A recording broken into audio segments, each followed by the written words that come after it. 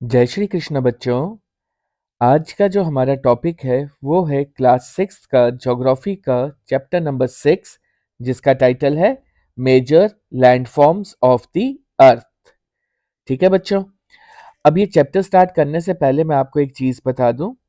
इस चैप्टर के जो नोट्स हैं वो बिल्कुल एब्सोल्युटली फ्री ऑफ कॉस्ट हैं बच्चों। वो मैंने इस वीडियो की डिस्क्रिप्शन में एक लिंक प्रोवाइड किया होगा, आप लोग वहां पे जाके इसे डाउनलोड कर सकते हैं। ठीक है प्यारे बच्चों, तो चलो अब शुरू करते हैं। अब हम ये chapter major landforms of the earth. ठीक है बच्चों, चलो सबसे पहले पढ़ते हैं। The surface of the earth is not the same everywhere. The Earth has infinite variety of landforms. Some parts of the lithosphere may be rugged and some flat. अब देखो प्यारे बच्चों, ये क्या कहता है? ये कहता है कि ये जो हमारा सरफेस ऑफ द अर्थ है, ये हर एक जगह पे सेम नहीं है। हम लोग अर्थ को अगर देखते हैं, अगर हम जगह जगह मूव करते हैं अर्थ पे, तो हमें वैरायटी ऑफ ये लैंडफॉर्म्स दिखने को मिलते हैं। ठीक है, किसी जगह पे हमें कोई जमीन फ्लैट दिखती है, किसी जगह पे हमें माउंटेनियस दिखेगी, किसी जगह पे प्लेन दिखेगी, किसी जगह पे हमें प्लेट्यू फॉर्म में दिखेगी। सो दिस थिंग शोज कि हमारा जो अर्थ का सरफेस है वो जगह जगह पे डिफरेंट डिफरेंट तरीके से बना हुआ है।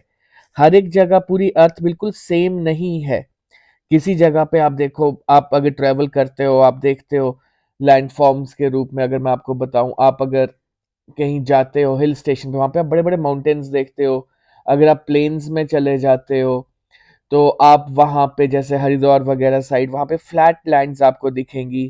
ठीक है, अगर आप कोस्टल एरियाज में चले जाते हो वहां पे भी आपको फ्लैट दिखेगी। लेकिन अगर आप मध्य प्रदेश वगैरह साइड वगैरह इस साइड पे चले जाते हो, या उड़ीसा वाली साइड, झारखंड वाली साइड, तो वहां पे आपको थोड़ी सी प्लेट्यू टाइप ऑफ लैंड्स दिखेंगी। ठीक है, सो ये इस चीज का मतलब है।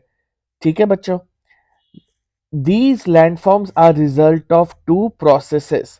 अब देखो, ये जो वेराइटी है, वेरिएशन है जो हमारे लैंडफॉर्म्स का जगह जगह अर्थ में different different shapes, different different size, ये प्रेजेंटेशन होने का, वेरिएशन होने का, तो इसके पीछे क्या रीजन है? इसके पीछे दो प्रोसेसेस है। वो कौन कौन से? सबसे पहला है द इंटरनल प्रोसेस और दूसरा है आपका एक्सटर्नल प्रोसेस। ठीक है बच्चों, अब देखो इंटरनल प्रोसेस के बारे में। With in the earth a continuous movement is taking place.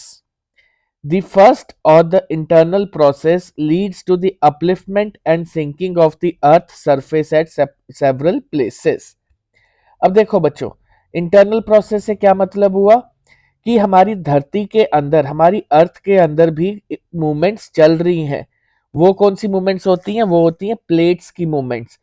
कई प्लेट्स हैं हमारी धरती के नीचे जो कॉन्टिन्यूसली मूव कर रही हैं, और उन मूवमेंट्स की वजह से क्या होता है कि कई जगहों पे अपलिफ्टमेंट हो रही है और कई जगहों पे सिंकिंग हो रही है। ठीक है, जो सरफेस है कई जगहों से ऊंचा होते जा रहा है और कई जगहों पे वो सबमर्ज होते जा रहा है, ढलते जा रहा है। ठीक है बच्चों, अब देखो जब आप कल को आप बड़ी क्लासेस में जाओगे ना, आप लोग पढ़ोगे plate tectonics movements.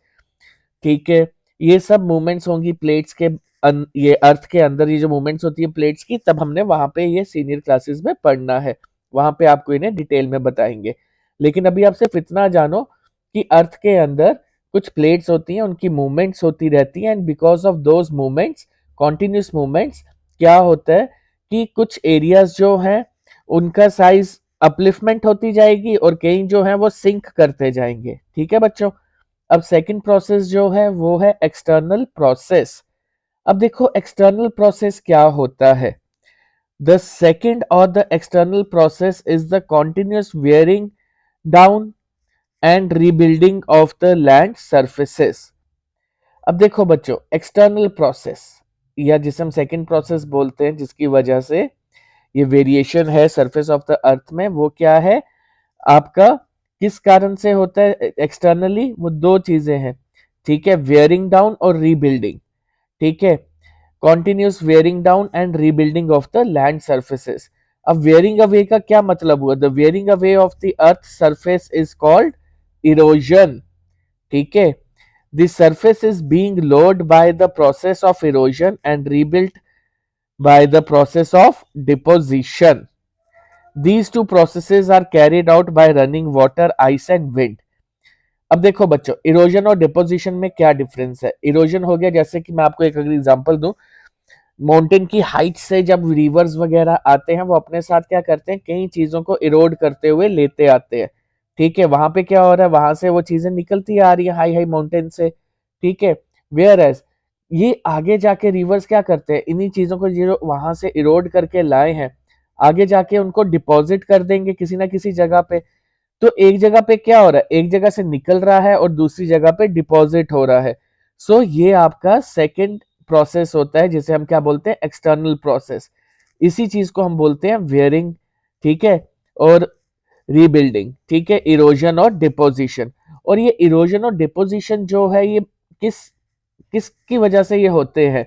They are carried out by running water, ice और विंड। ठीक है, these are the three main reasons for these processes, erosion और डिपोजिशन के लिए। ठीक है बच्चों, अब देखो अगर हम ब्रॉडली क्लासिफाई करें, पहले पढ़ लो ये। Broadly we can group different landforms depending on elevation and slopes as mountains, plateaus and plains. अब देखो अगर हमने लैंडफॉर्म्स को अगर क्लासिफाई करना है या उनकी क्लासिफिकेशन करनी है या उन्हें हमने किसी ग्रुप्स में डालना है उनकी एलिवेशन या स्लोप्स के बेसिस के ऊपर, तो वो हम थ्री कैटेगरीज में डालते हैं। ठीक है, वो कौन कौन सी थ्री कैटेगरीज है? एक है आपकी माउंटेन्स, दूसरी है आपकी प्लेट्यूज और तीसरी है आपकी प्लेन्स। ठीक है बच्चों, अब हम इन्हें एक एक करके डिस्कस करेंगे। सबसे पहले हम माउंटेन्स के बारे में डिस्कस करते हैं, फिर हम प्लेट्यूज के बारे में और फिर प्लेन्स के बारे में। अब एक एक करके आपको ये सब समझाता हूं मैं। ठीक है प्यारे बच्चों, चलो अब सबसे पहले क्या आ गया आपका, माउंटेन्स। अब माउंटेन्स के बारे में ये देखो बच्चों, अ mountain is any natural elevation of the earth surface. मतलब कि ये माउंटेन क्या है, ये कोई भी is it is what, it is a natural elevation of the earth surface. Natural elevation से आपका क्या मतलब है कि देखो ये ऐसे जो उठा हुआ होगा। ठीक है, जो अगर सपोज करो ये इस तरह से, ये तो ये क्या है, ये उठा हुआ पोर्शन है अर्थ का। So this is what, it took the shape of a mountain. ठीक है बच्चों, सो ये चीज। अब आगे देखो, the mountain may have a small summit and a broad base. मतलब कि स्मॉल समिट से क्या मतलब है, स्मॉल समिट से मतलब हुआ ये देखो बच्चों, अब ये माउंटेन है। ठीक है, समिट मतलब ये ऊपर की ये जो टिप, ये देखो ये स्मॉल पोर्शन है। ठीक है, लेकिन बेस जो है इसका क्या है, काफी ब्रॉड है। ठीक है, ये इसका मतलब हुआ। ठीक है बच्चों, अब आगे देखो, it is considerably higher than the surrounding area. Some mountains are even higher than the clouds. As you go higher the climate becomes colder. अब देखो बच्चों क्या होता है कि अब ये जैसे माउंटेन है, ठीक है, ये सराउंडिंग एरियाज जो हैं, ठीक है, अब आप देखो जो सराउंडिंग एरिया है वो मे बी थोड़ा सा प्लेन हो, लेकिन जो इसके माउंटेन वाला जो एरिया है वो क्या है, वो हायर है। ठीक है ना, तो अब आप ये देखो बच्चों, मैं आपको अगर एग्जांपल दूं, आप जैसे अगर वैष्णो देवी जाते हो और वैष्णो देवी देखते हो, वहां पे वो बड़े बड़े माउंटेन्स हैं, माउंटेन्स पे चढ़ के हमें जाके माता रानी के दर्शन करने पड़ते हैं। तो वो एरिया क्या है, हायर है। ठीक है, वो पीक्स के ऊपर वहां पे गुफा वगैरह है माता रानी की, तो वहां पे जाके हमें दर्शन करने पड़ते हैं कटरा वाली साइड पे। लेकिन अगर आप जम्मू वाली साइड पे आ जाओ, वो क्या है, प्लेन आ जाता है।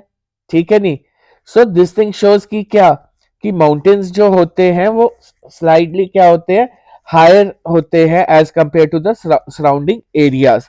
और सम माउंटेन्स तो इतने ज्यादा हायर होते हैं कि वो क्लाउड्स के अंदर भी आ जाते हैं सीधे। ठीक है। क्लाउड्स मतलब यहाँ पे क्लाउड्स होंगे, लेकिन वो क्या है, उनकी जो टिप है, जो ऊपर उनका सबमिट है, वो क्लाउड से भी ऊपर है। ठीक है बच्चों। अब देखो, जैसे कि अगर आप पत्नी टॉप चले जाते हो या कुद चले जाते हो, जैसे ये हिल स्टेशन है जम्मू कश्मीर के, अगर आप नत्था टॉप जाते हो तो वहां पे आप देखते हो कि नत्था टॉप जो है वहां पे वो ऊपर है, और लेकिन जो क्लाउडी है मौसम सारा, वो कुद वाली साइड के ऊपर है। वहां पे क्या है, जो रेंज है माउंटेन्स की, उधर इतने क्लाउड्स नहीं है, लेकिन क्लाउड्स कहाँ पे है, कुद वाली साइड के ऊपर, पत्नी टॉप वाली साइड के ऊपर। Whereas on the top of the नत्था टॉप, वहां पे क्लाइमेट जो है वो बिल्कुल क्लाउड्स नहीं है। तो as a result of that यहाँ पे क्या है, क्लियर है क्लाइमेट। ठीक है। लेकिन सबसे ज्यादा ठंड अगर हम कंपेयर करेंगे एज कंपेयर टू खुद के रीजन में, या पत्नी टॉप या नत्था टॉप, ठीक है, तो सबसे ज्यादा हमें ठंड कहां पे मिलेगी, नत्था टॉप में। ठीक है बच्चों, ये थे हिल स्टेशन, जो मैंने आपको सिर्फ एक एग्जांपल्स दी। जम्मू कश्मीर में है ये हिल स्टेशन, तो आप लोग कभी भी वहां पे विजिट कर सकते हैं। ठीक है। अब आगे देखो, in some mountains there are permanently frozen rivers of ice, they are called glaciers.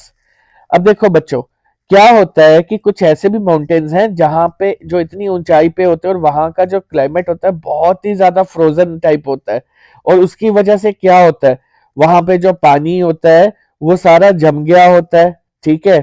बिल्कुल एकदम आइस की फॉर्म ले चुका होता है। तो उनको हम क्या बोलते हैं, दे आर कॉल्ड ग्लेशियर्स। ये देखो बच्चों, मैंने आपको ये पिक में भी बताया हुआ है। ठीक है। आप जैसे अगर लेह लद्दाख वाली साइड पे चले जाओ जम्मू कश्मीर में, तो वहां पे आपको, लेह लद्दाख साइड पे, वहां पे आपको काफी ये इस टाइप के फ्रोजन रिवर्स या ग्लेशियर्स टाइप वहां पे आपको देखने को मिलेंगे। ठीक है बच्चों। अब आगे देखो, these are some mountains you can not see as they are under the sea. अब देखो बच्चों, इसमें क्या है कि कुछ ऐसे भी माउंटेन्स हैं कि ये दीज नहीं है, ये देयर है। ठीक है। There are some mountains you can not see as they are under the sea. अब क्या है कि कुछ ऐसे भी माउंटेन्स हैं जो कि समंदर के अंदर मर्ज किए हुए हैं, बिकॉज समुद्र का पानी का लेवल इतना हाई है, और वो पानी के अंदर है माउंटेन्स। ठीक है बच्चों, ये ऊपर समंदर है, तो इस तरह से ये जो माउंटेन्स हैं ये समुद्र के अंदर ही है। अब देखो बच्चों, because of harsh climate, less people live in the mountain areas, since the slopes are steep, less land is available for farming. अब देखो बच्चों, क्या होता है कि ये जो माउंटेन्स होते हैं, ठीक है, ये क्या होते हैं, इनकी स्लोप्स बड़ी स्टीप होती है।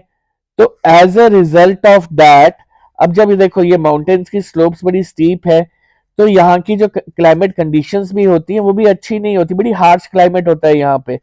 तो इसकी वजह से क्या होता है, मैक्सिमम लोग जो होते हैं वो लोग यहाँ पे रह ही नहीं पाते। ठीक है। So as a result of that यहाँ पे फार्मिंग भी नहीं हो सकती इतनी ज्यादा, क्योंकि स्लोप्स क्या है, बड़ी स्टीप है। तो यहाँ पे आप फार्मिंग करना भी बड़ा मुश्किल हो जाता है। So as a result of that people क्या करते हैं, लोग क्या करते हैं, वो प्लेन्स की तरफ जाते हैं, कि प्लेन्स में जाके वहां पे उन्हें एक अच्छी फार्मिंग और रहने की जगह मिल सके। ठीक है बच्चों। तो ये था, ये चीज होती है आपकी हिली एरियाज में। ठीक है। अब माउंटेन्स में भी arrange in line known as range. अब देखो बच्चों, माउंटेन्स को हम लोग, कई बार होता है कि बहुत बड़े बड़े एरियाज होते हैं, माउंटेन्स इतने ज्यादा होते हैं वहां पे, तो उनको हम क्या करते हैं, एक साथ वो माउंटेन्स होते हैं, उनको हम क्या करते हैं, एक रेंज बना देते हैं कि हाँ भाई यहां से लेके यहां तक इसकी ये रेंज है। Many mountain systems consist of a series of parallel ranges extending over hundreds of kilometers. और ये जो रेंज होती है ये कई 100 किलोमीटर तक लंबी होती है। ठीक है।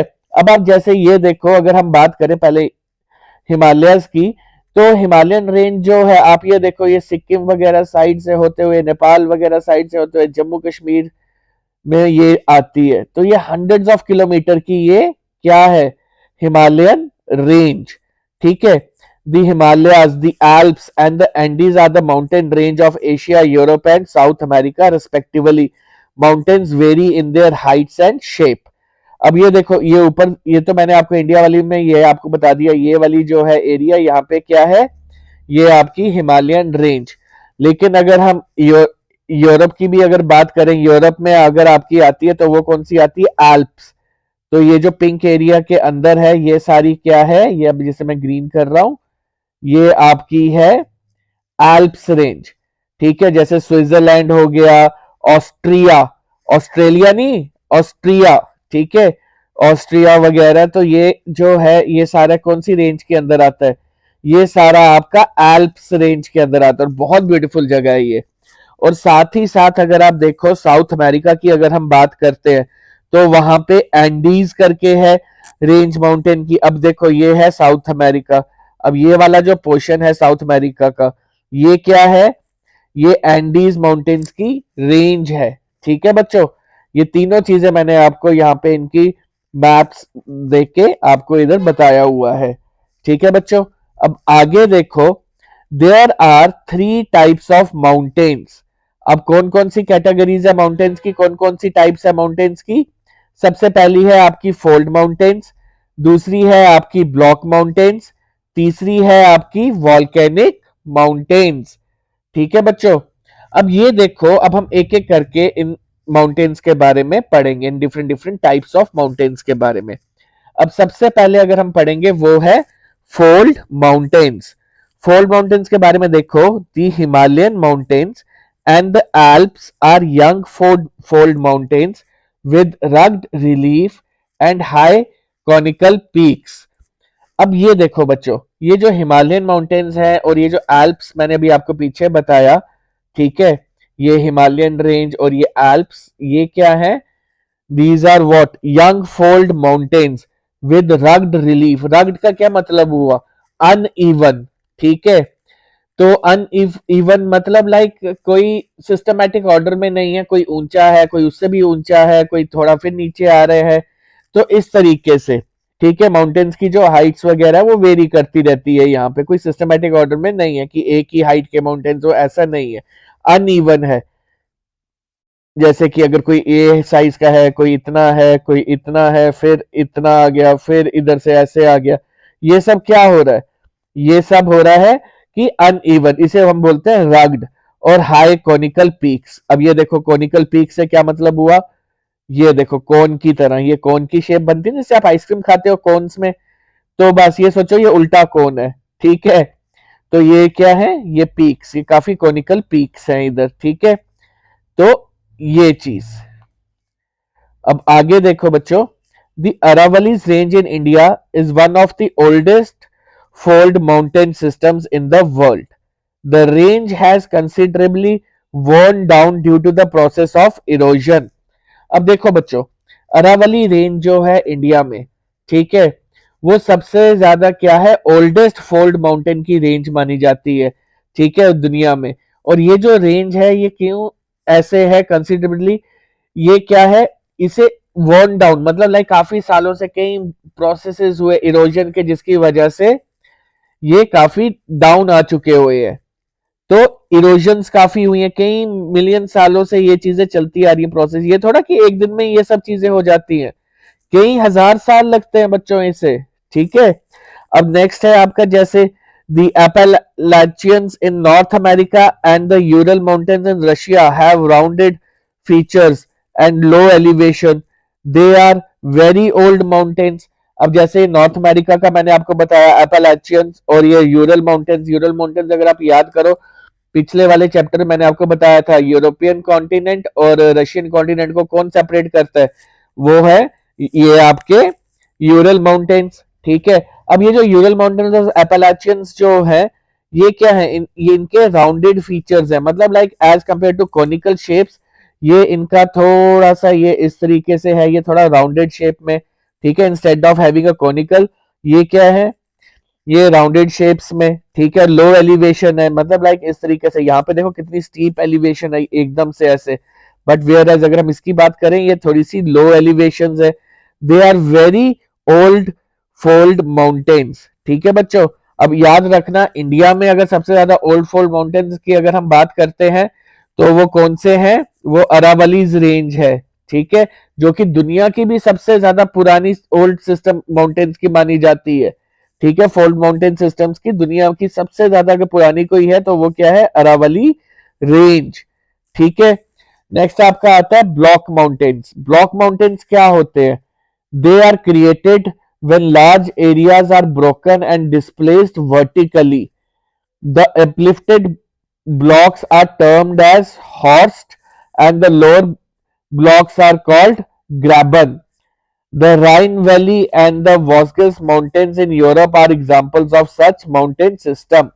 अब देखो बच्चों, ब्लॉक माउंटेन्स कौन से हुए? ब्लॉक माउंटेन्स वो माउंटेन्स हुए जिनके काफी जो लार्ज एरियाज है, जो अपर जैसे सिस्टम्स होते हैं, अपर पार्ट्स जैसे सपोज करो ये ऐसे, ठीक है, इसके ऊपर ऐसे होना चाहिए था लेकिन ये टूट के गिर गया। ठीक है, अब जब ये टूट के गिर गया, यहाँ से यहाँ पे भी था, या ये इधर से भी था, ये भी सिस्टम यहाँ से गिर गया, तो यहाँ पे क्या हुआ कि यहाँ पे ब्लॉक्स टाइप बनने शुरू हो गए।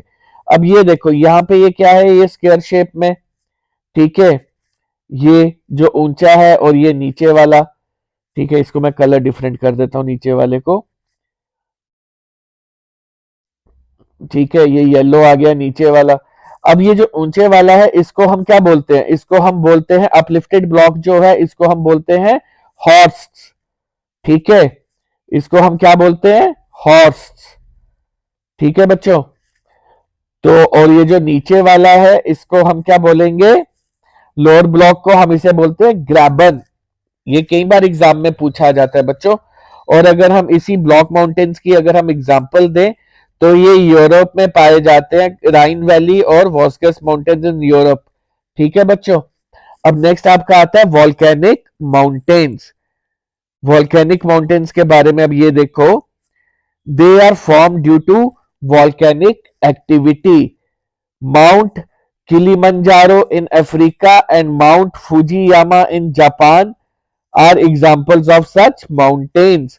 अब देखो बच्चों, वॉल्केनिक माउंटेन्स कौन से? वॉल्केनिक माउंटेन्स वो माउंटेन्स हुए जो कि किसकी वजह से बनते हैं? Because of the eruption of the volcanoes. ठीक है, जब मैग्मा वगैरह वॉल्केनिक इरप्शंस होती हैं, ठीक है, ब्लास्ट होते हैं वॉल्केनिक, वॉल्केनो से एकदम बड़े बड़े लावाज निकलेंगे, तो उस वो डिपॉजिट होते रहते हैं और उसकी वजह से क्या होता है? वॉल्केनिक माउंटेन्स बनते जाते हैं, जैसे इस फिगर में मैंने आपको बताया है। आप लोग ये देखो बच्चों, ये है मैग्मा, ये यहाँ से निकल रहा है, ठीक है, और ये सारा यहाँ पे बाहर आ रहा है, तो ये सब क्या हो रहा है? ये डिपॉजिट होते जा रहा है। तो जब ये डिपॉजिट होते जा रहा है, ये शेप किसकी ले रहा है? ये एक माउंटेन की शेप लेते जा रहा है। तो ऐसे माउंटेन्स को हम क्या बोलते हैं? Volcanic mountains.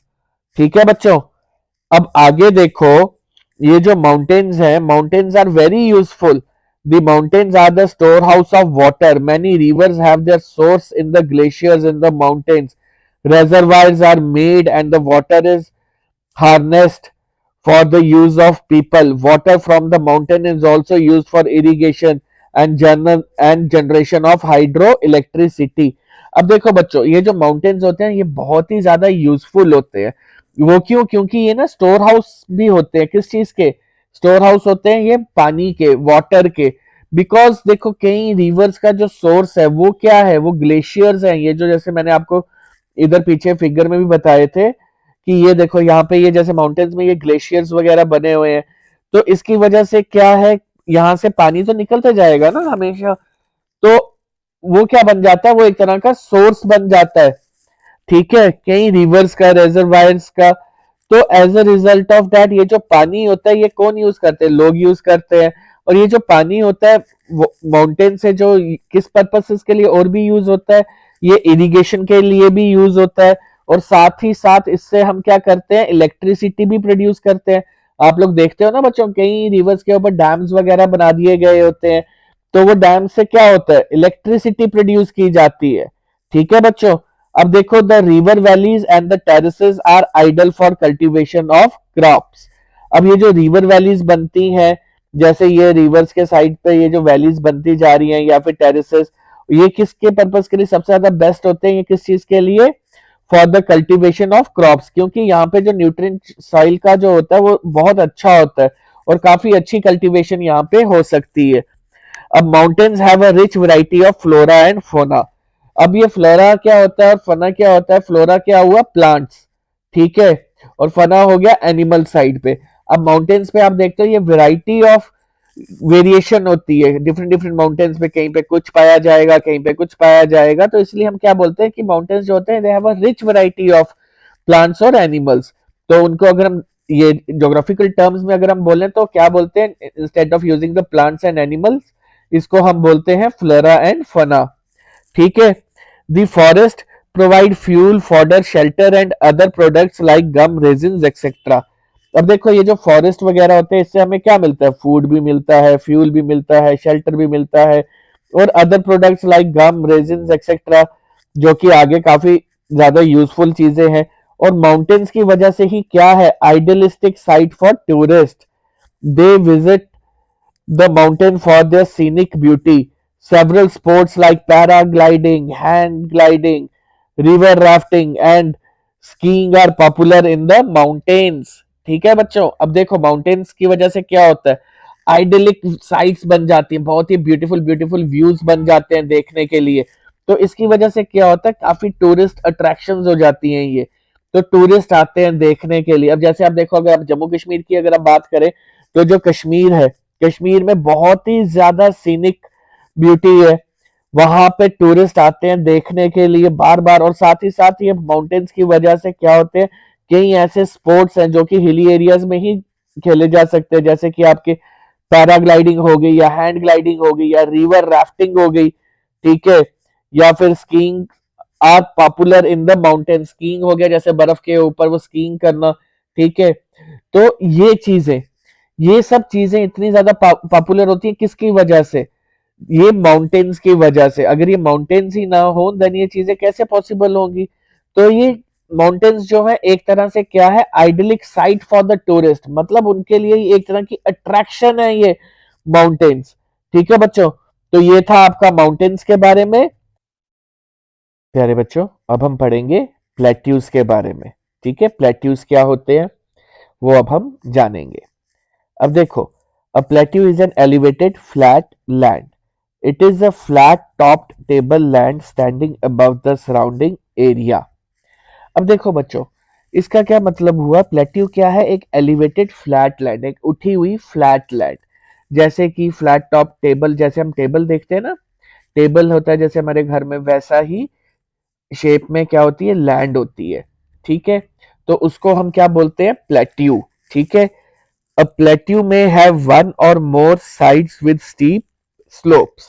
अब प्लेट्यू में क्या है कि प्लेट्यू में देखो बच्चों, क्या हो सकता है कि या तो एक साइड या फिर काफी साइड्स उसकी स्टीप स्लोप्स हो सकती है।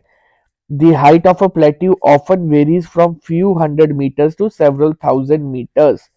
अब ये जो प्लेट्यू की हाइट होती है बच्चों, ये कई बार वेरी करती है, कुछ तो सिंपली फ्यू हंड्रेड मीटर्स की हाइट पे होते हैं, लेकिन कुछ सेवरल थाउजेंड मीटर्स भी लंबे भी हो सकते हैं। ठीक है, तो ये चीज, अब देखो बच्चों, ये मैं आपको एक बार फिगर बता देता हूं कि जैसे कि ये आपका टेबल है, ठीक है, तो ये फ्लैट सरफेस जो है आपके टेबल का, दिस वन, ठीक है, तो आप क्या करते हो, ये जो फ्लैट पोर्शन है, यही शेप जो होती है ये प्लेट्यू की होती है। ठीक है, अब कई बार प्लेट्यूज की ये देखो, ये जो साइड्स है, इसमें मैंने आपको क्या बताया कि प्लेट्यू में है वन और मोर साइड्स विद स्टीप स्लोप्स। ये काफी स्टीप ऐसे अगर आ जाए, ठीक है, इस टाइप में, तो ये काफी स्टीप होगी, या फिर ऐसे थोड़ी सी स्लैंट करके होगी। तो ये डिपेंड करता है, ठीक है, जगह जगह के ऊपर वेरिएशंस होती हैं। तो ये चीज मैं आपको बता रहा था। अब आगे देखो बच्चों कि प्लेट्यू लाइक माउंटेन्स में बी यंग और ओल्ड। अब ये जो प्लेट्यूज टाइप जो बने होते हैं, ठीक है, जो प्लेट्यूज होते हैं, जो प्लेट्यू टाइप माउंटेन्स होते हैं, वो या तो यंग भी हो सकते हैं और ओल्ड भी हो सकते हैं। इट इज नॉट नेसेसरी कि वो ओल्ड ही हो तभी हम उसे प्लेट्यू बोलेंगे, कई बार यंग भी होते हैं। जो the Deccan plateau in India is one of the oldest plateau. अब ये जो डेक्कन प्लेट्यू है इंडिया में, ये वाला पोर्शन, ये आप देख रहे हो ना, ये ऑरेंज, ये दिस वन, ये ये क्या है हमारा डेक्कन प्लेट्यू। ठीक है बच्चों, तो ये वाला जो पोर्शन है, दिस वन, तो ये क्या है, ये हमारा डेक्कन प्लेट्यू है और ये one of the oldest plateaus है। इसी तरह से अगर हम आगे पढ़े, the east African plateau in Kenya, Tanzania and Uganda and the western plateau of Australia are other examples. ठीक है बच्चों। अब देखो ईस्ट अफ्रीकन की अगर हम बात करें, यहाँ पे आपका आ गया ईस्ट अफ्रीकन प्लेट्यू, ये दिस वन साइड। ठीक है, तो यहाँ पे आप देखो क्या है, यहाँ पे भी प्लेट्यूज आपको दिखेंगे। सिमिलरली अगर आप ऑस्ट्रेलिया की बात करते हो तो ये western plateau of Australia, this one, ये ऑस्ट्रेलिया का मैप है। ठीक है बच्चों, ये एक साइड पे अफ्रीका का है और इस साइड पे आपका ऑस्ट्रेलिया का, ये मैंने आपको दिखाया है। तो ये वाला जो पोर्शन है ये क्या है, आपका वेस्टर्न प्लेट्यू। ठीक है, ऑस्ट्रेलिया में। अब हम आगे पढ़ते हैं। The Tibet plateau is the highest plateau in the world with the height of 4000 to 6000 metres above the mean sea level.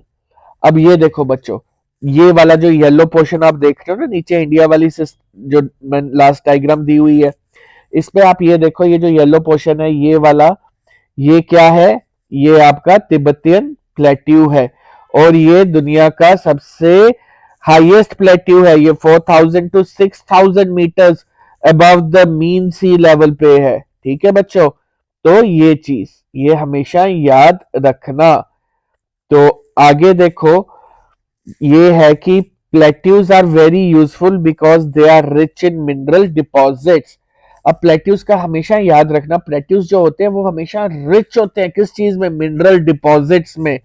As a result many of the mining areas in the world are located in the plateau areas. और इसी कारण की वजह से, जबकि mining areas होते हैं वो कहाँ पे सबसे ज्यादा लोकेट किए जाते हैं पूरी दुनिया में, जहां पे प्लेट्यू रीजन्स पाए जाते हैं। ठीक है, इसी की जैसे एग्जांपल्स है, the African plateau is famous for gold and diamond mining. In Chota Nagpur plateau in India huge reserves of iron, coal and manganese are found. अब जैसे ये देखो, ये जो ब्राउन ब्राउन मैंने आपको यहाँ पे दिखाए हैं अफ्रीकन वाले कॉन्टिनेंट में पोर्शंस, ये क्या है, ये प्लेट्यूज रीजन है और यहीं पे क्या है, कई खाने, कई माइंस हैं जो पाई जाती है किस चीज की, गोल्ड और डायमंड की, अफ्रीका में। उसी तरीके से अगर हम छोटा नागपुर प्लेट्यू की बात करें, छोटा नागपुर प्लेट्यू इंडिया में कहाँ पे है, ये ओडिशा के इस साइड के ऊपर है। ठीक है, ये वाला जो पोर्शन है ये यहाँ पे है छोटा नागपुर प्लेट्यू। और यहाँ पे क्या पाया जाता है, यहाँ पे काफी ज्यादा रिजर्व्स है किस चीज के, आयरन के, कोल के, मैग्नीज के। तो ये सब यहाँ पे चीजें पाई जाती हैं। अब आगे देखो बच्चों, in the plateau areas there may be several waterfalls as the river falls from a great height. अब इस प्लेट्यू सिस्टम देखो, जैसे मैंने आपको बताया ये तो ऊंचाई पे होता है और इसके कारण क्या होता है कि यहाँ पे जो रिवर्स होते हैं वो ग्रेट हाइट से नीचे गिरते हैं। तो उसकी वजह से वो क्या होता है, वो रिवर्स की जो है ग्रेट हाइट से नीचे गिरना, they took a shape of a waterfalls. अब इसी तरीके से अगर इंडिया में हम बात करें, the Hundru falls in the Chota Nagpur plateau on the river Subarnarekha and the Jog falls in Karnataka are the examples of such waterfalls. ठीक है बच्चों। अब देखो छोटा नागपुर में एक हुंड्रू फॉल्स, ये मैंने आपको दिखाई है इसकी फोटो यहाँ पे। और अगली जो फोटो है वो किसकी है, जॉग फॉल्स की। ये कहाँ पे है, ये कर्नाटका में है। ठीक है बच्चों। अब नेक्स्ट आगे पढ़ते हैं। The lava plateaus are rich in black soil that are fertile and good for cultivation. Many plateaus have scenic spots and are of great attraction to tourists. अब देखो बच्चों, ये लावा प्लेट्यूज क्या होते हैं, जब कई बार लावा इरप्शंस वगैरह होती है उसकी वजह से जब लावा आगे आगे चलते जाता है उसकी वजह से वो डिपॉजिट होते जाता है और लेयर पे लेयर बनती जाती है। इसकी वजह से वहां पे क्या होती है, एलिवेशन होती जाती है लैंड की। तो बट ऑन अ वेरी ये फ्लैट सरफेस टाइप में, तो उसकी वजह से क्या बन जाता है, लावा प्लेट्यूज। और वो बहुत ही ज्यादा रिच किस में होता है, ब्लैक सॉइल में। और ब्लैक सॉइल किस में, किस पर्पस के लिए यूज होती है, it is very fertile and good for the cultivation. ठीक है बच्चों। और मैनी प्लेट्यूज जो होते हैं ना, उनकी वजह से क्या होता है, सीनिक स्पॉट्स बन जाते हैं और वो भी टूरिस्ट को काफी अट्रैक्ट करते हैं। जैसे कि आपका जॉग फॉल हो गया या हुंड्रू फॉल्स हो गया छोटा नागपुर में, जॉग फॉल्स हो गया कर्नाटका में। ये टूरिस्ट को क्या करते हैं, ये काफी ज्यादा अट्रैक्ट करते हैं अपनी तरफ। ठीक है बच्चों, ये था आपका प्लेट्यूज के बारे में। प्यारे बच्चों, अब हम पढ़ेंगे प्लेन्स के बारे में। ठीक है, plains are large stretches of flat land. They are generally not more than 200 meters above the mean sea level. Some plains are extremely level, others may be slightly rolling and undulating. अब देखो बच्चों, planes जो होते हैं वो क्या होते हैं? They are the large stretches of flat land, बिल्कुल फ्लैट लैंड, जैसे मैंने आपको पिक में दिखाया है। ठीक है, फ्लैट लैंड होते हैं और ये जनरली अगर देखा जाए ना तो ये 200 मीटर्स से ज्यादा नहीं होते अबव सी लेवल से। ठीक है, और सम प्लेन्स जो होते हैं वो तो बहुत ही ज्यादा एक्सट्रीमली लेवल पे होते हैं, बहुत ही ज्यादा एक्सट्रीम प्लेन टाइप होते हैं। ठीक है, लेवल्ड होते हैं एकदम, या फिर कुछ जो होते हैं थोड़े से रोलिंग टाइप में होते हैं। ठीक है बच्चों, अब most of the plains are formed by rivers and their tributaries. अब मेन रीजन क्या है ये प्लेन्स की फॉर्मेशन का? It is because of what? It is because of the rivers और उनकी ट्रिब्यूटरीज, मतलब रिवर्स की भी जो ट्रिब्यूटरीज निकलती है ना, उसकी वजह से ये प्लेन्स की फॉर्मेशन होती है। The reverse flow down the slopes of the mountains and Erode them. They carry forward the eroded material, then they deposit their load consisting of stone, sand and silt along their courses and in their valleys. It is from these deposits that plains are formed. अब देखो बच्चों, क्या होता है कि reverse के बारे में जैसे मैंने आपको बताया, ये बड़े बड़े माउंटेन्स की हाइट्स के ऊपर से ये इरोड करते हुए मटेरियल लेते आते हैं अपने साथ अपने बहाव में, क्योंकि बड़ी स्पीड में ये लोग बहते हैं। तो उसकी वजह से क्या होता है, वहां पे इरोजन होती जाती है, और जब वो सारा मटेरियल उनके साथ इरोड होके आ रहा होता है, कहीं ना कहीं तो डिपॉजिट होगा ही होगा ना, जहाँ पे ये रिवर्स का जो फ्लो है वो स्लो हो जाएगा। तो as a result of that वहां पे वो ऐसे एरियाज में क्या करते हैं, वहां पे स्टोन, सैंड और सिल्ट जो है, जो उनके साथ बह के आ रहा था, वो सब डिपॉजिट करना स्टार्ट कर देते, चाहे रिवर्स हो चाहे वो ट्रिब्यूटरीज हो। तो as a result of that जब वो डिपोजिशन होनी स्टार्ट हो जाती है, उसकी वजह से क्या होता है, ये प्लेन्स फॉर्म होते हैं। अब देखो बच्चों, जनरली क्या होता है, generally plains are very fertile, construction of transport network is very easy. अब ये जो प्लेन्स होते हैं बड़े फर्टाइल होते हैं, और इसकी वजह से क्या होता है, कंस्ट्रक्शन भी इसके ऊपर, ट्रांसपोर्ट नेटवर्क जो होता है वो बहुत इजी बनाया जा सकता है। Thus these plains are very thick populated regions of the world. और जनरली जब ये प्लेन्स की अगर हम बात करते हैं, ये जब इतने फर्टाइल होते हैं और इस पे इजिली हम कंस्ट्रक्शन वगैरह भी कर सकते हैं, तो as a result of that world की मैक्सिमम पॉपुलेशन अगर आप देखोगे ना, तो वो प्लेन एरियाज में ही पाई जाती है। ठीक है, some of the largest plains made by the river are found in Asia and North America. अब दुनिया के सबसे ज्यादा जो बड़े प्लेन्स हैं वो हमें कहाँ, रिवर्स के द्वारा जो बनाए गए हैं, वो हमें कहाँ देखने को मिलते हैं, एशिया या फिर नॉर्थ अमेरिका में।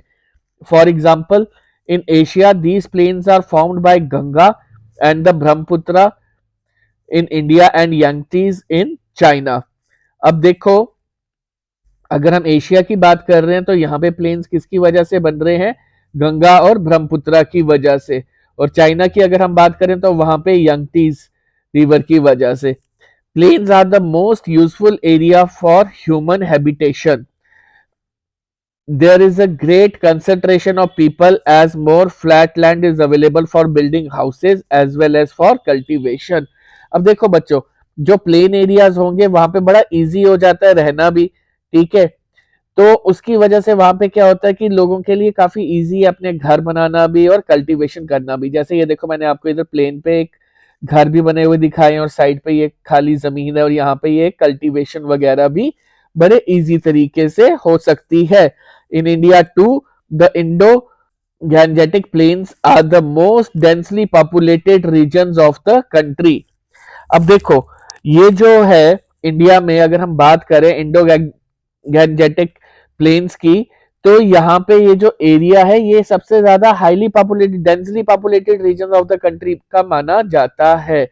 सो गाइस, ये था आपका प्लेन्स के बारे में। ठीक है बच्चों, बच्चों अब हम पढ़ेंगे लैंडफॉर्म्स एंड द पीपल। अब देखो, humans have been living on different kinds of landforms in different ways. Life is difficult in mountainous areas. Plains provide much better conditions. It is easy to grow crops, build a house or a road in a plain than a mountain. अब देखो बच्चों, ये क्या कहता है, human beings जो हैं वो तो डिफरेंट काइंड्स ऑफ लैंडफॉर्म्स में रहते आ रहे हैं। ठीक है, दुनिया में अगर हम देखें, कोई माउंटेन एरियाज में भी रहते हैं, कोई हिली एरियाज में भी रहते हैं, कोई प्लेन्स में भी रह रहे हैं। तो हर एक जगह का लाइफस्टाइल जो है वो डिफरेंट होता है। ठीक है, डिफरेंट डिफरेंट लैंडफॉर्म्स में रह रहे हैं ह्यूमन बींग्स। अब ये जो है देखो, लाइफ जो है माउंटेनियस रीजन में जो लोग रहते हैं उनके लिए थोड़ा सा डिफिकल्ट हो जाता है, बिकॉज वहाँ का जो टोपोग्राफी अगर हम देखें वो क्या है, थोड़ी सी स्टीप वगैरह होगी, स्लोप ज़्यादा होंगी। तो वहाँ पे ये कल्टीवेशन वगैरह इजली नहीं हो सकती। तो उसके कारण वहाँ पे थोड़ा सा डिफिकल्ट है रहना। वेयर एज अगर हम प्लेन्स की बात करें, प्लेन्स में ज़्यादा फेवरेबल कंडीशंस हमें मिलती हैं देखने को। वहाँ पे क्या मतलब बहुत इजीली हम क्रॉप्स वगैरह भी ग्रो कर सकते हैं, बिल्ड भी कर सकते हैं, घर वगैरह भी बना सकते हैं। ठीक है, रोड्स वगैरह भी बना सकते हैं as compare to mountainous regions. ठीक है, sometimes natural calamities such as earthquake, volcanic eruption, storms and floods cause widespread destructions. कई बार क्या होता है, कुछ नेचुरल कैलामिटीज क्या होती है, जैसे कि अर्थक्वेक हो गया, वॉल्केनिक इरप्शंस हो गई, तूफान आ गए, फ्लड्स आ गए, जिसकी वजह से क्या होता है, बहुत बड़े बड़े नुकसान होने शुरू हो जाते हैं। ठीक है, huge loss of life and property takes place by creative awareness about such incidences we may lower the risk. अगर हम लोगों को इन सब चीज़ों के बारे में बताएं, उनकी नॉलेज बढ़ाएं कि अगर अर्थक्वेक आता है तो उस समय भागना नहीं होता, उस एकदम से कॉर्नर पे जाके चुप जाओ या टेबल के नीचे जाके चुप जाओ, या घर के बाहर आ जाओ, बिल्डिंग्स के बाहर आ जाओ, लोगों को अवेयर करवाओ ऐसी चीज़ों के बारे में। ठीक है, तो काफ़ी जो है लाइफ वगैरह सेव की जा सकती है। ठीक है बच्चों, अब आगे देखो, you may find out from your own surroundings in how many ways we use land and water. Quite often we use the land in a wasteful manner. For example, constructing house on a fertile land. अब देखो बच्चों, क्या होता है कि हम लोग देखो अपनी सराउंडिंग्स पे देखते हैं कि लोग लैंड को यूज कर रहे हैं, बट वो क्या कर रहे हैं, कुछ एक वेस्टफुल तरीके से उसे यूज कर रहे हैं, एक प्रॉपर तरीके से नहीं। जैसे कि जो लैंड कल्टीवेशन के लिए यूज होनी थी, उधर आपने क्या किया, उधर आपने बिल्डिंग वगैरह बना दी। ठीक है, तो वो क्या हुआ, वेस्टफुल मैनर हुआ है या नहीं। Similarly we throw garbage on land और in water, making them dirty. We should avoid such important avoid using such important gifts of nature in a careless manner। ठीक है बच्चों, अब देखो कई बार क्या होता है कि हम लोग कचरा आगे पीछे फेंक देते हैं, प्लास्टिक्स वगैरह यूज करते हैं, या फिर पानी जो है, बहते हुए पानी, नदियों में हम लोग वहाँ पे केमिकल्स वगैरह, इंडस्ट्रीज वेस्ट वगैरह डाल रहे हैं, उसकी वजह से क्या हो रहा है, सब पोल्यूटेड हो रही है, और वो सब क्या हो रहा है, दूषित हो रही है ये सब चीजें, और जो ह्यूमन बींग्स हैं उनके लिए वो यूज ही नहीं कर पा रहे, है या नहीं, प्रॉपर जो उनको होना चाहिए था यूज। तो as a result of that ये सब चीजें क्या है, लीड टू द डिस्ट्रक्शन। जैसे ये मैंने आपको पिक्चर भी दिखाई है, ये एक फर्टाइल लैंड है, इधर इन्होंने क्या किया, अपनी झुग्गी झोंपड़ियां वगैरह बना ली है, और एकदम डर्टी तरीके से देखो प्लास्टिक्स वगैरह कितना यूज करते हुए यहाँ पे स्टैब्लिश हो गए हुए हैं।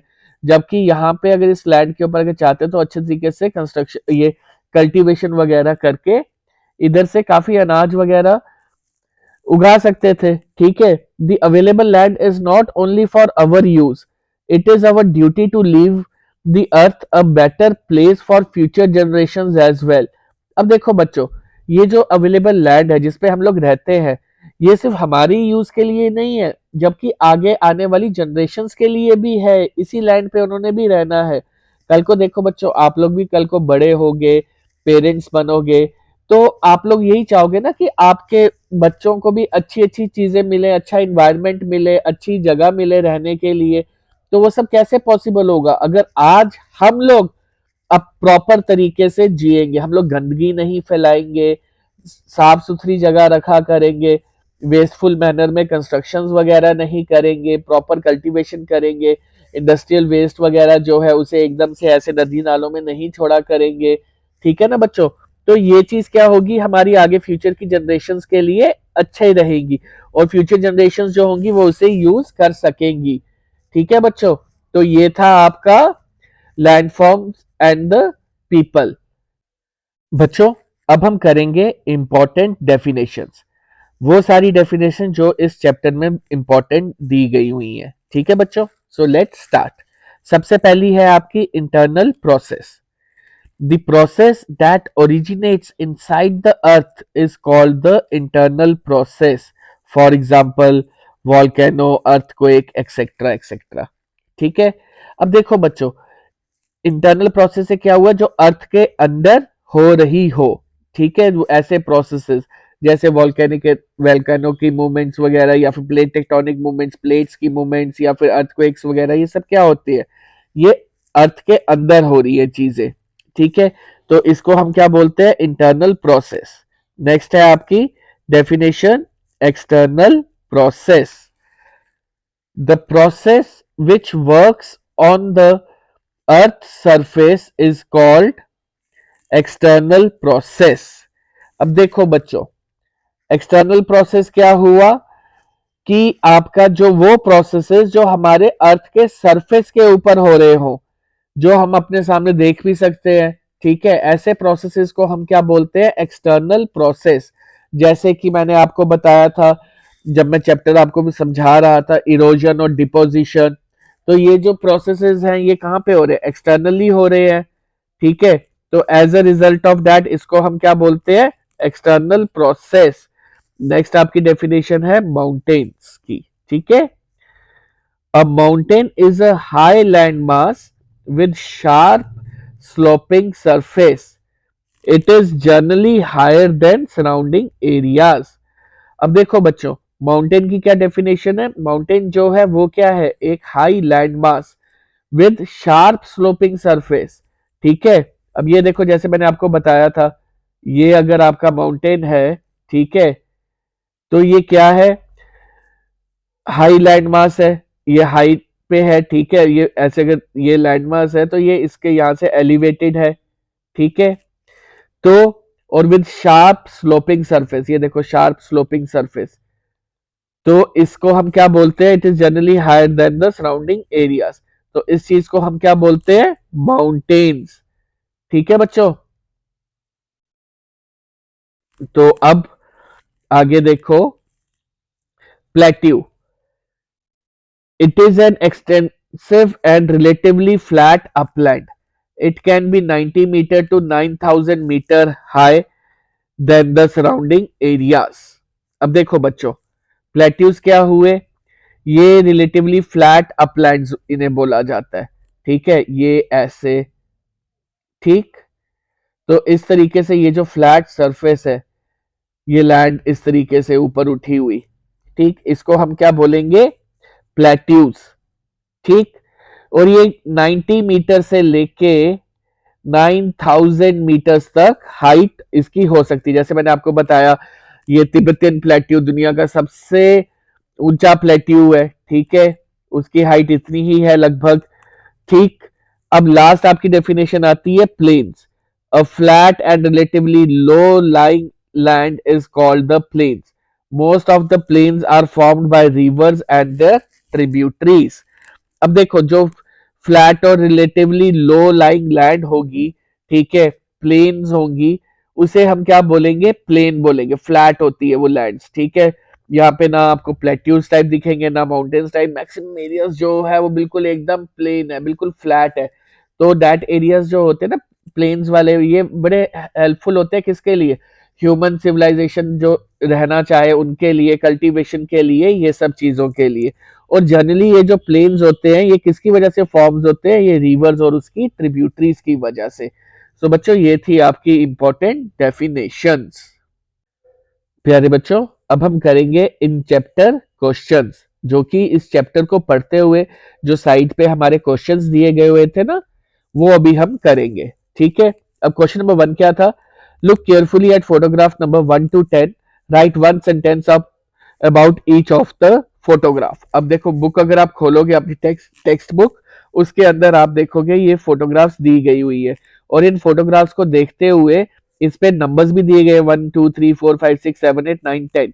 तो ये सारी 10 की 10 फोटोग्राफ्स को देखते हुए हमने बताना है कि ये फोटोग्राफ्स क्या कहती हैं। सबसे पहली जो फोटोग्राफ है वो किस चीज की है? Camels are the ship of deserts. हमने एक एक लाइन लिखनी है इनके बारे में, इन फोटोग्राफ्स के बारे में। ठीक है, दूसरी फोटोग्राफ जो है वो किसके बारे में? अ बीच सीन। ठीक है, समंदर के किनारे के बारे में, ये वाली। फिर थर्ड है people are enjoying boat race. ठीक है बच्चों। फोर्थ है a dense forest area. Fourth picture जो है ना बड़े घने जंगल की है। फिफ्थ वाली जो है वो किसकी है? Mountain habitation. सिक्स्थ फोटोग्राफ जो है women are plucking tea leaves. चाय के बागान की है जहां पे विमेन क्या कर रही हैं? वहां पे टी लीव्स प्लक कर रही हैं। ठीक है। सेवंथ जो है फोटोग्राफ वो टूरिस्ट कॉम्प्लेक्सेस। एट्थ जो है वाटर रोइंग। नाइन्थ जो फोटोग्राफ है वो है आपकी एनिमल ग्रेजिंग। और टेंथ वाली जो फोटोग्राफ है last, a beautiful scene of snow covered area. अब देखो बच्चों, इन्हीं फोटोग्राफ्स के बेस के ऊपर आगे भी ये क्वेश्चंस दिए गए हुए हैं।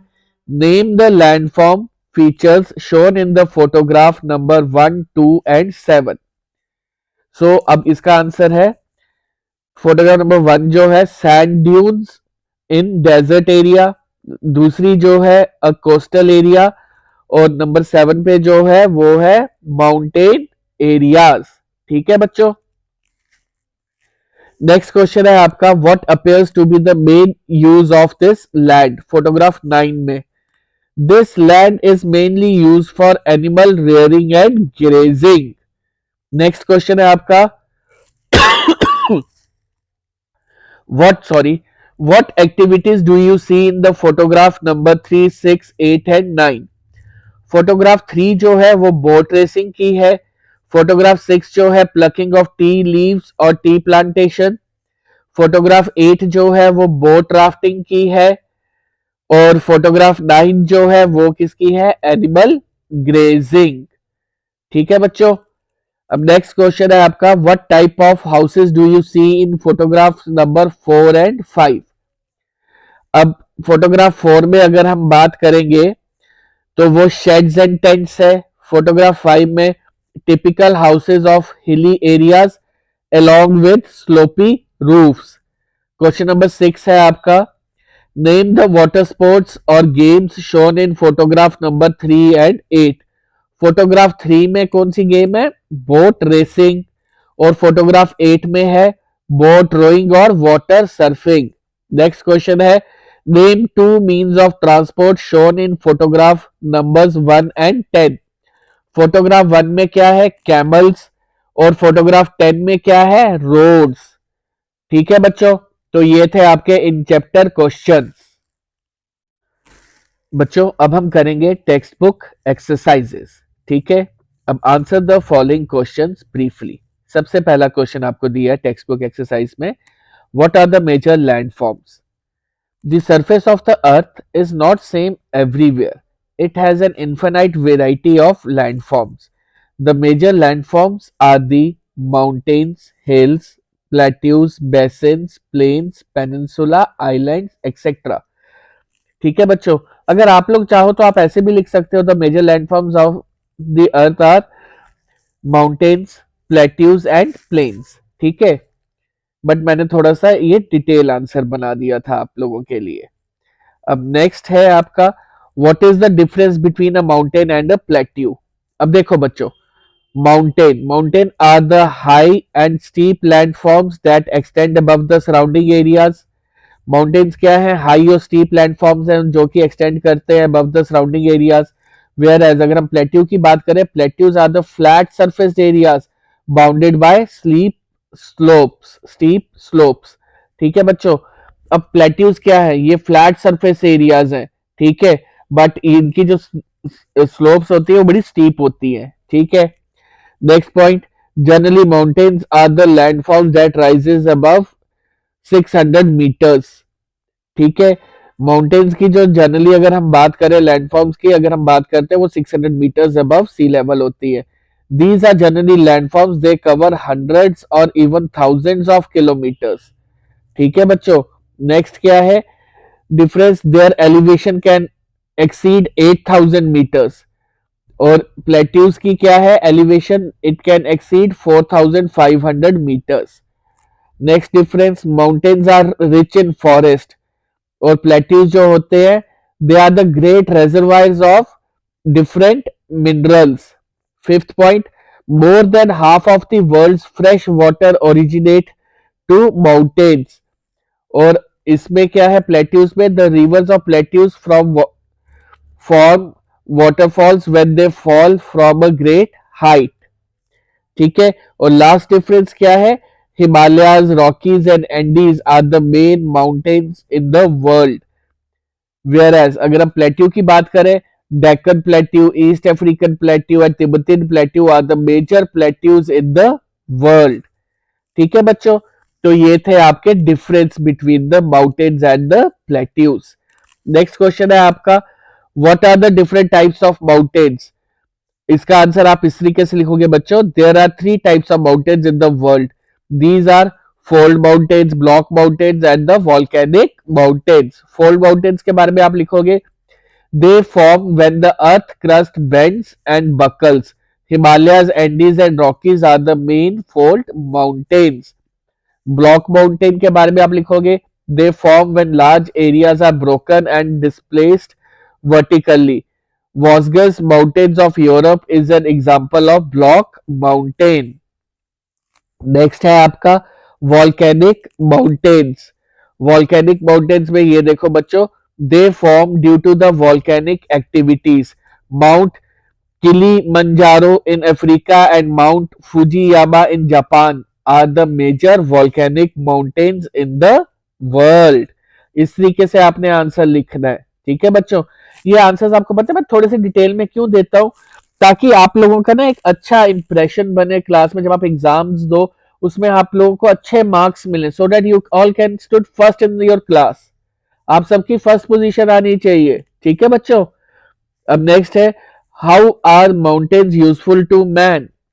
Mountains are very useful to man because they are the large reservoir of water. ठीक है ना, सबसे पहला रीजन क्या है, large reservoir of water. B, they are the major source of river and river water is widely used for irrigation purposes and in the production of hydroelectricity. They provide fuel, shelter, fodder and other forest products. They also support tourism industry by giving scenic beauty, clean air and fresh climate. Next है, mountains are rich in variety of flora and fauna. Last point, they also encourage sports like skiing and mountain climbing. So देखा बच्चों कितने ज्यादा point, 6 points मैंने आपको बता दिए mountains की यूजफुल क्यों है मैन के लिए। ठीक है बच्चों, नेक्स्ट क्वेश्चन है आपका, how plains are formed. Plains are flat and relatively low-lying areas of the Earth's surface. These plains are formed by rivers, their tributaries, and distributaries.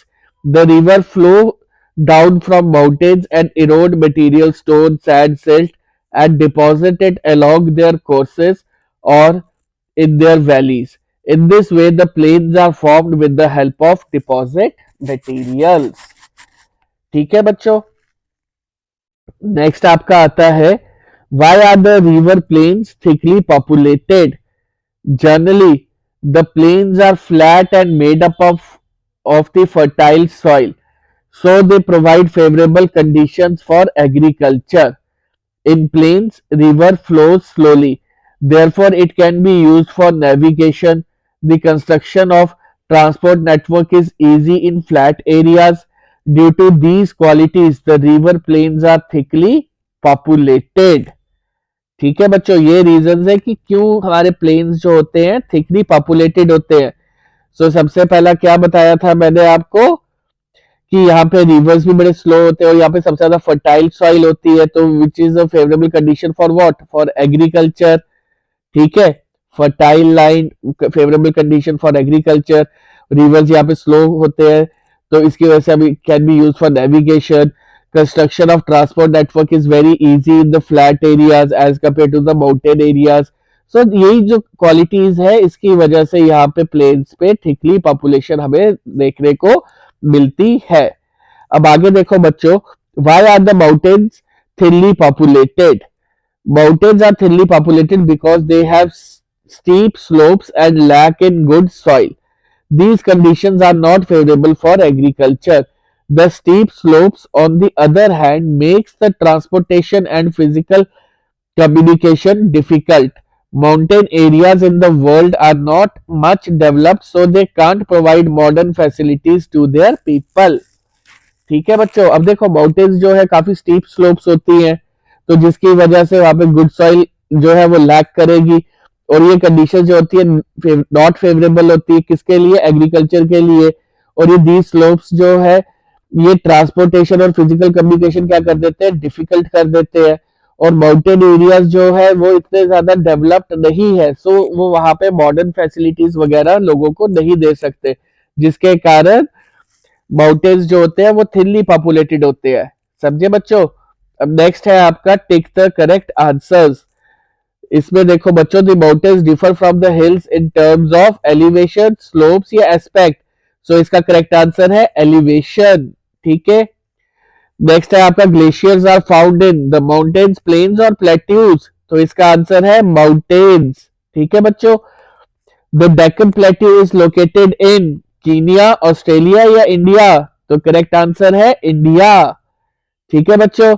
Next है आपका the river Yangtze flows in South America, Australia या China? China.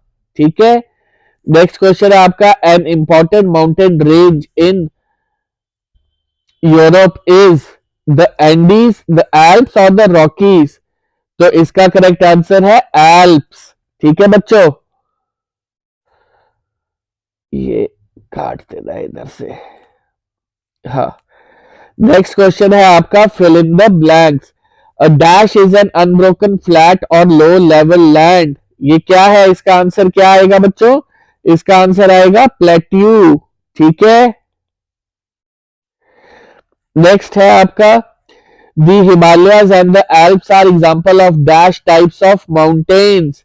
इसका answer है young fold. Young fold. Next है आपका dash area are rich in mineral deposits. तो इसका answer है प्लेट्यू।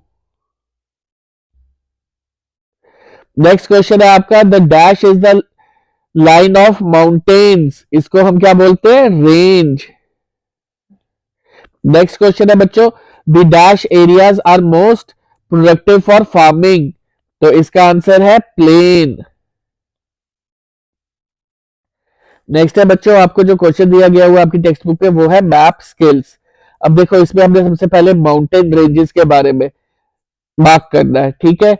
अब देखो हिमालयाज, रॉकीज और एंडीज। हिमालयाज ऑब्वियसली वो इंडिया में, ये इधर ये जो डार्क पोर्शन ये आप देख रहे हो ना, तो ये वाला। ठीक है। ये आपका क्या है? हिमालयाज। ठीक है बच्चों। इसके बाद आपका रॉकीज, ये वाला देखो आप, ये नॉर्थ अमेरिका और ये साउथ अमेरिका वाला, ये वाला पोर्शन। ठीक। दिस वन, ये क्या है आपका? Rock mountains. और एंडीज ये देखो ये साउथ अमेरिका में, ये इधर से।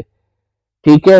ये आपके क्या आएंगे? ये नॉर्थ अमेरिका में, ये इधर ऊपर ये आपका आ गया रॉक माउंटेन्स, और ये नीचे एंडीज ये आपका आ गया साउथ अमेरिका वाली साइड पे। ठीक है बच्चों। तो ये चीज आपका, ये इधर हिमालयस आ गया, ये इधर आपका रॉक माउंटेन्स आ गया, और ये इधर आपका एंडीज माउंटेन्स आ गया। अब देखो बच्चों, अब हमने यहाँ पे, अब अगला क्या है? प्लेट्यू बताना है, तिब्बत।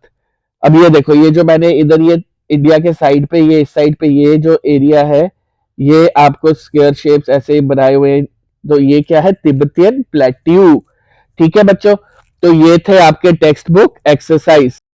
बच्चों अब हम करेंगे एडिशनल क्वेश्चंस। ठीक है।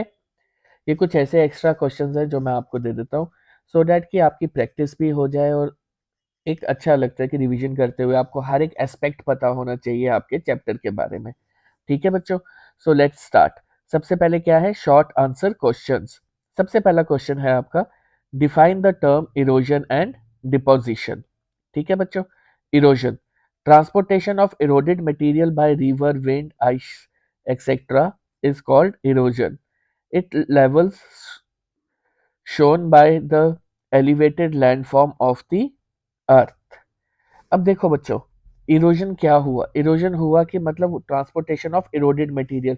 अब जो रिवर्स वगैरह आते हैं माउंटेन्स वगैरह से काफी ज्यादा स्पीड में आते हैं, तो वो क्या करते हैं अपने साथ इरोड कर देते हैं कई मटेरियल्स वगैरह को। ठीक है, तो उस चीज को हम क्या बोलते हैं? इरोजन होना। ठीक है, अब मेन सोर्सेज क्या है इरोजन के? वो है रिवर, एक सेकेंड, वो है रिवर, ठीक है, विंड और आइस। ये one of the major reasons है इरोजन के लिए। ठीक है बच्चों, अब नेक्स्ट है आपका deposition. The dropping of material which has been picked up and transported by wind, river और ice, it fills up the depression of the earth surface. अब देखो बच्चों, ये क्या है कि डिपोजिशन का क्या मतलब हुआ? अभी देखो, एक तरफ तो पहले मैंने आपको इरोजन बताया, वो इरोड करके मटेरियल तो आ ही रहा है, तो अब कहीं ना कहीं वो डिपॉजिट तो होगा ही होगा ना। तो वो जब डिपॉजिट होता है, ड्रॉपिंग की जाती है उस मटेरियल की, तो उसको हम क्या बोलते हैं? डिपोजिशन। अब डिपोजिशन किस मेन क्या सोर्सेज हैं डिपोजिशन के? उसके भी सेम यही सोर्सेज हैं, विंड, रिवर और आइस। इसकी वजह से ये डिपोजिशन भी टेक प्लेस करती है। ठीक है, अब नेक्स्ट क्वेश्चन है आपका, how are the plateaus useful to man? Plateaus play a very significant role in our life. They carry a great importance for human beings. Following are the major significances of plateaus. सबसे पहला, they are made up of very old rocks which have many mineral deposits. Man use these minerals for their own profit. Therefore, some plateaus like African plateau, Australian plateau are the major grounds of mining.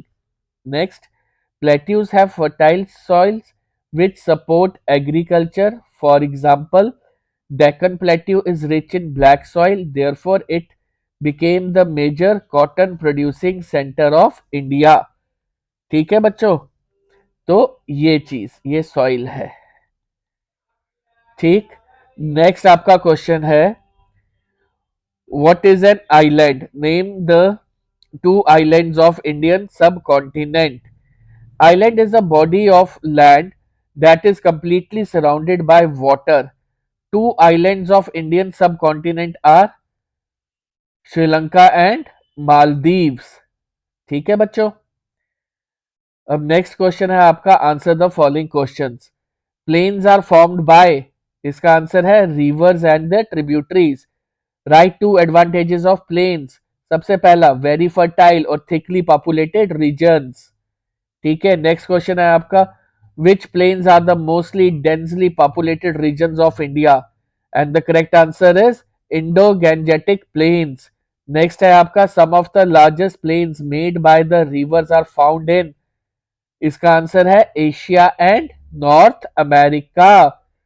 Next question है आपका, which river has form the plains in China? और इसका answer है यंगस्टीज river.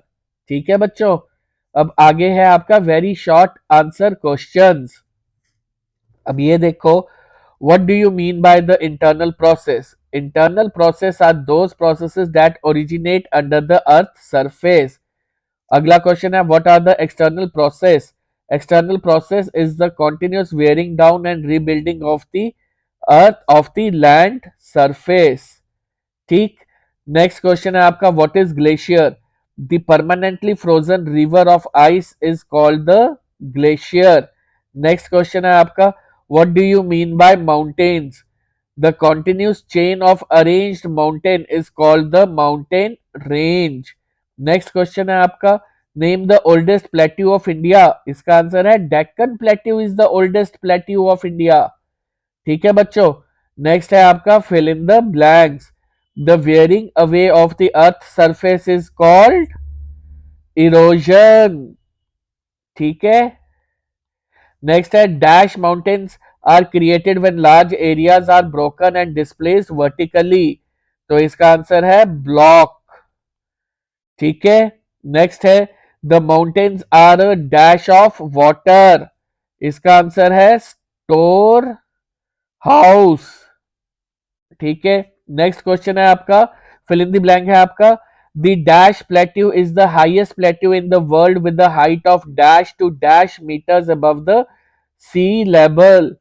तो इसका क्या answer है? Tibetan. और इसकी height with the height of 4000 to 6000 metres above the sea level. ठीक है बच्चों, अब फिफ्थ जो है fill in the blank, African plateau is famous for dash mining. तो इसका क्या आंसर है? Gold and diamond. ठीक है बच्चों, ये थे आपके फिल इन द ब्लैंक्स। अब आगे देखो,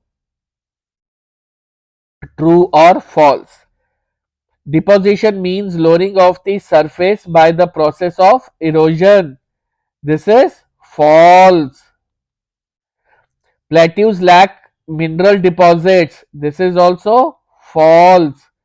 Third, plains are largest stretches of flat land and are densely populated. ये क्या है? True. ठीक.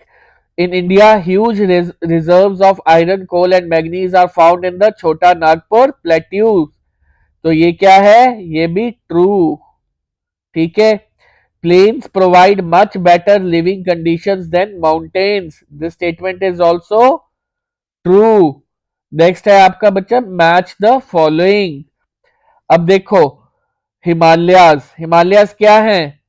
Young fold mountains. अब द वॉर्गीज माउंटेन्स, इसका क्या है, कहां पे है ये क्या है? Block mountains. ठीक है, माउंट किलीमंजारो, ये कहां पे है? ये क्या है? Volcanic mountain. Jog falls, Jog fall कहां पे पाया जाता है? कर्नाटका। और हुंड्रा फॉल्स, ये कहां पे पाया जाता है? छोटा नागपुर प्लेट्यू। ठीक है, मल्टीपल चॉइस क्वेश्चंस।